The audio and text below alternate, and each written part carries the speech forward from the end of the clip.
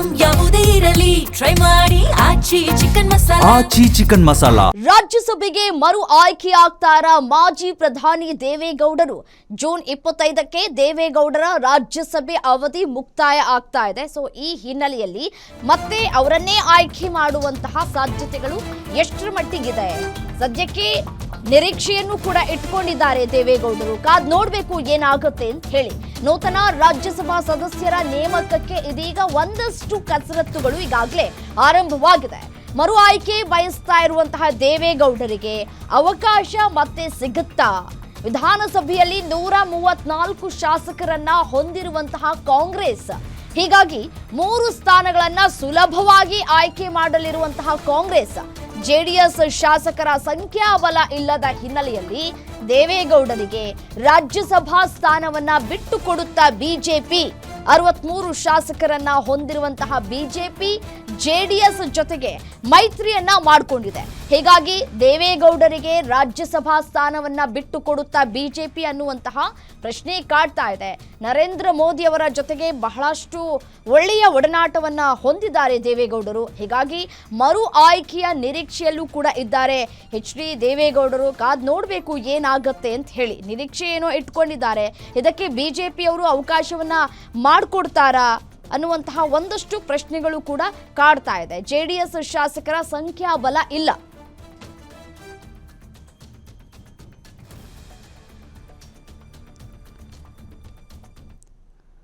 ಇದೇ ವಿಚಾರಕ್ಕೆ ಸಂಬಂಧಪಟ್ಟಂತೆ ಮತ್ತಷ್ಟು ಡೀಟೇಲ್ಸ್ ಕೊಡ್ತಾ ಹೋಗ್ತಾರೆ ದುರ್ಗೇಶ್ ನೇರ ಸಂಪರ್ಕದಲ್ಲಿ ಜಾಯಿನ್ ಆಗಿದ್ದಾರೆ.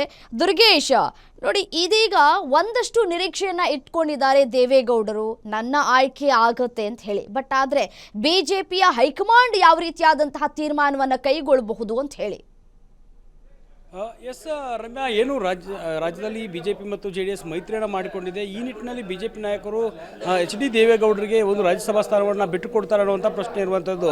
ಹೀಗಾಗಿ ನರೇಂದ್ರ ಮೋದಿ ಮತ್ತು ಅಮಿತ್ ಶಾ ಜೊತೆ ಒಳ್ಳೆಯ ಸಂಪರ್ಕವನ್ನು ಹೊಂದಿದ್ದರ ಜೊತೆಗೆ ಮೈತ್ರಿಯಲ್ಲೂ ಕೂಡ ಬಹುಮುಖ್ಯವಾದ ಪಾತ್ರವನ್ನು ಎಚ್.ಡಿ. ದೇವೇಗೌಡರು ಹೊಂದಿರುವಂಥದ್ದು. ಹೀಗಾಗಿ ಮೈತ್ರಿ ಈ ಒಂದು ನಿಟ್ಟಿನಲ್ಲಿ ಮೈತ್ರಿ ಆಗಿರುವಂಥ ಸಂದರ್ಭದಲ್ಲಿ ದೇವೇಗೌಡರಿಗೆ ಒಂದು ರಾಜ್ಯಸಭಾ ಸ್ಥಾನವನ್ನು ಬಿಟ್ಟುಕೊಡುವಂತೆ ಹೈಕಮಾಂಡ್ ನಾಯಕರು ಸೂಚನೆ ನೀಡಿದರೆ ಅನಿವಾರ್ಯವಾಗಿ ಬಿಜೆಪಿ ನಾಯಕರು ಅದನ್ನು ಮಾಡಲೇಬೇಕಾದಂಥ ಪರಿಸ್ಥಿತಿ ಬರುತ್ತೆ. ಹೀಗಾಗಿ ಮತ್ತೊಮ್ಮೆ ಮರು ಆಯ್ಕೆ ದೇವೇಗೌಡರು ಆಗ್ತಾರೆ ಅನ್ನುವಂಥ ಲೆಕ್ಕಾಚಾರ ಇರುವಂಥದ್ದು. ಒಂದು ಕಡೆ 4 ಸ್ಥಾನಗಳು ಅಂದರೆ ಮಲ್ಲಿಕಾರ್ಜುನ ಖರ್ಗೆ ಆಗಿರ್ಬೋದು, ನಾರಾಯಣ ಕೊರಗಪ್ಪ ಮತ್ತು ಈರಣ್ಣ ಕಡಾಡಿ 4 ಜನರ ಒಂದು ಸದಸ್ಯತ್ವ ಸ್ಥಾನ ಜೂನ್ ಅಂತ್ಯಕ್ಕೆ ಮುಗಿಯುತ್ತೆ. ಈ ಒಂದು ಸಂದರ್ಭದಲ್ಲಿ ವಿಧಾನಸಭೆಯಲ್ಲಿರುವಂಥ ಶಾಸಕರು ರಾಜ್ಯಸಭಾ ನಾಯಕರನ್ನು ಆಯ್ಕೆ ಮಾಡ್ತಾರೆ ಅಂತ ಒಂದು ಪ್ರಕ್ರಿಯೆ ನಡೆದಾಗ ಕಾಂಗ್ರೆಸ್ನಿಂದ 3 ಆಯ್ಕೆ ಮಾಡುವಂಥ ಇರುವಂಥದ್ದು. ಯಾಕಂದರೆ ಅವಕಾಶ ಇರುವಂಥದ್ದು ಒಬ್ಬರು 45 ಶಾಸಕರನ್ನು ಆಯ್ಕೆ ಮಾಡೋದಕ್ಕೆ ಅವಕಾಶ ಇದೆ. ಹೀಗಾಗಿ 3 ಕಾಂಗ್ರೆಸ್ ಆಯ್ಕೆ ಮಾಡುತ್ತೆ.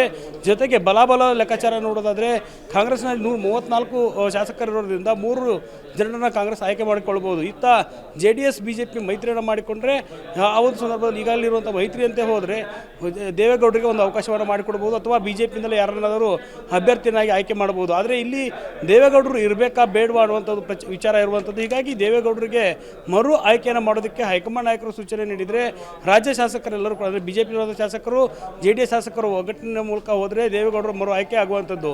ಇಲ್ಲ ಮೈತ್ರಿ ಬೇಡವೇ ಬೇಡ ಅನ್ನುವಂಥ ಲೆಕ್ಕಾಚಾರದಲ್ಲಿ ಹೋದರೆ ಬಿಜೆಪಿ ಯಾರನ್ನ ರಾಜ್ಯಸಭಾ ನಾಯಕರನ್ನಾಗಿ ಆಯ್ಕೆ ಮಾಡುತ್ತೆ ಅನ್ನೋದು ಕೂಡ ಪ್ರಶ್ನೆ ಮೂಡ್ತಿರುವಂಥದ್ದು. ಹೀಗಾಗಿ ಮರು ಆಯ್ಕೆಯ ನಿರೀಕ್ಷೆಯಲ್ಲಿ ದೇವೇಗೌಡರಿದ್ದಾರೆ. ದೇವೇಗೌಡರು ಕೂಡ ಈ ಒಂದು 93ನೇ ಇಳಿ ವಯಸ್ಸಿನಲ್ಲೂ ಕೂಡ ಸಕ್ರಿಯವಾಗಿ ರಾಜ್ಯಸಭೆಗಳಲ್ಲಿ ಪಾಲ್ಗೊಳ್ತಿದ್ದಾರೆ, ಚರ್ಚೆಗಳನ್ನ ಮಾಡ್ತಿದ್ದಾರೆ. ಹೀಗಾಗಿ ಬಿಜೆಪಿ ಇದಕ್ಕೆ ಯಾವ ರೀತಿ ಮನ್ನಣೆಯನ್ನು ಕೊಡುತ್ತೆ ಅನ್ನೋದು ಕೂಡ ಬಹಳ ಮುಖ್ಯ ಆಗ್ತಾ ಇದೆ. ಹೀಗಾಗಿ ಎಚ್.ಡಿ. ಕುಮಾರಸ್ವಾಮಿ ಮತ್ತು ದೇವೇಗೌಡರು ಈ ಒಂದು ನಿರ್ಧಾರದ ಬಗ್ಗೆ ಎಷ್ಟು ಮಟ್ಟಿಗೆ ಚರ್ಚೆಯನ್ನು ಮಾಡಿದ ನಂತರ ಜೂನ್ ಬಳಿಕ ಯಾವ ರೀತಿ ಆಯ್ಕೆ ಆಗುತ್ತೆ ಅನ್ನೋದು ಒಂದು ಕಡೆ ಆದರೆ, ಈ ಒಂದು ಆಯ್ಕೆಯ ಬಳಿಕ ವಿಧಾನಸಭೆ ಚುನಾವಣೆಯ ಸಂದರ್ಭದಲ್ಲೂ ಕೂಡ ಟಿಕೆಟ್ ಹಂಚಿಕೆ ವಿಚಾರ ಇರುತ್ತೆ. ಹೀಗಾಗಿ ಅಲ್ಲಿ ಒಂದಿಷ್ಟು ಟಿಕೆಟ್ಗಳನ್ನ ಕೇಳೋದಕ್ಕೂ ಕೂಡ ಜೆಡಿಎಸ್ಗೆ ಹಿಂದೇಟಾಗುತ್ತೆ. ಹೀಗಾಗಿ ಎಲ್ಲವನ್ನೂ ಕೂಡ ಅಳಿದೆ ತೂಗಿ ದೇವೇಗೌಡರಿಗೆ ಆಯ್ಕೆ ಮಾಡೋದಕ್ಕೆ ಮರು ಅವಕಾಶವನ್ನು ಮಾಡಿಕೊಡ್ತಾರೆ ಅನ್ನೋದನ್ನ ಕಾದು ನೋಡಬೇಕಾಗತ್ತೆ. ರಮ್ಯಾ, ಥ್ಯಾಂಕ್ ಯು ಡೀಟೇಲ್ಸ್ಗೆ ದುರ್ಗೇಶ್. ನಿಮ್ಮೂರಿನಿಂದ ವಿಶ್ವ ಮಟ್ಟದವರೆಗೆ ರಾಜಕೀಯ, ಸಿನಿಮಾ, ಸ್ಪೋರ್ಟ್ಸ್ ಯಾವ ಸುದ್ದಿಯೂ ಮಿಸ್ ಆಗಲ್ಲ. ಬರೀ ಸುದ್ದಿಯಷ್ಟೇ ಅಲ್ಲ, ಜೊತೆಯಲ್ಲೇ ಇರುತ್ತೆ ವಿಶ್ಲೇಷಣೆ. ಗ್ಯಾರಂಟಿ ನ್ಯೂಸ್ನ ಸಬ್ಸ್ಕ್ರೈಬ್ ಮಾಡಿ, ಫಾಲೋ ಮಾಡಿ, ಕ್ಷಣ ಕ್ಷಣದ ಅಪ್ಡೇಟ್ಸ್ ಪಡೆಯಿರಿ.